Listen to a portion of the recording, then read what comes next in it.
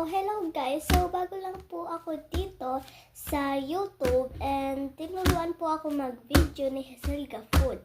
And i-search nyo din pala si Hazelga Food dahil nagti-TikTok din siya. So, panoodin nyo siya. So, please mag-comment kayo and mag-like na din kayo kung mapapanood nyo ito. So, mag-comment kayo dyan na magbubunot, sabihin nyo, bunot naman po kayo. Sabihin nyo gano'n. Ewan ko sa inyo kung gusto nyo mag-like and comment. Basta kayo bahala. Di ko naman po kayo pinipilit.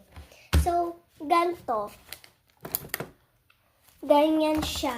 Half to 10 lang yan. Ayan. Tsaka,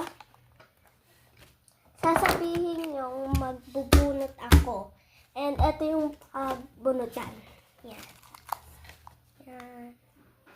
Half to 10 lang yan. Kaya, please mag-comment na kayo and like. Kung gusto nyo man ako i-like or mag-comment kayo, pwede naman. Pero kung ayaw nyo, wag na lang. Kasi di ko naman po kayo pinipilit na